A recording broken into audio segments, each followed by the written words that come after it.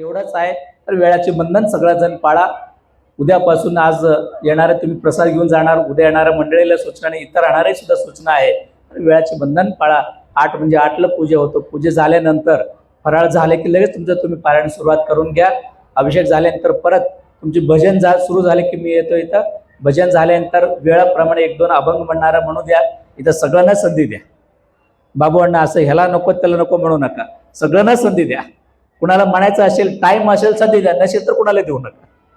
वेळाप्रमाणे तुम्ही कसं त्याला जमतेल त्याप्रमाणे इथं विश्वनाथ असेल, तुम्ही असेल, सगळे मिळून कसं इथला व्यवस्था करता येईल त्या पद्धतीने. कारण जेणेकरून भजन सुद्धा आनंदानं सर्वांनी केलं पाहिजे. भजन झाल्यानंतर वेळाप्रमाणे कसं जमेल 15 मिनिट 20 मिनिट त्या पद्धतीनं प्रवचन होणार. प्रवचन झाल्यानंतर सर्वांनी दर्शन करा आणि महाप्रसादाला सुरुवात होणार. म्हणून आजचा हा दिवसामध्ये ते काही विशेष म्हणून या कपिलधार पुण्यक्षेत्रामध्ये पूजेत तपोनुसन होतो. एवढंच सांगायचं उशीर. बामणे असेल, मुगाव असेल, सर्व सद्भक्ताने आज एवढं मोठ्या संख्येनं आलात. या ठिकाणी अन्नदान केलात. तेवढंच नव्हे तर इथं सर्व काही तुमच्या सेवा इथं रुजू झालेल्या आहेत.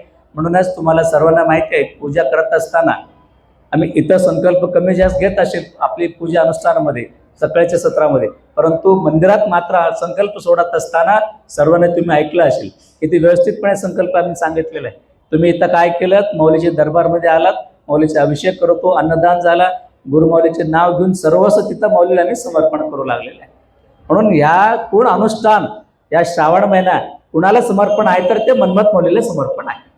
तुमचं माझं सगळ्यांची सेवा असेल, ते तुमचे अन्नदान असेल, तुमचे जे काय असेल सर्वस्व समर्पण ते मन्मथ मौलीलाच आहे.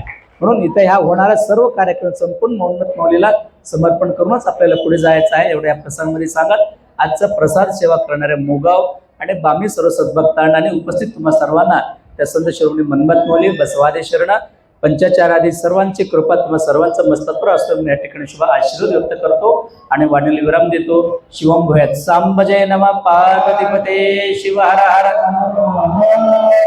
सगळेच दोन्ही हात वर करून भारत माता की, भारत माता की, वंदे वंदे, हर हर हर हर.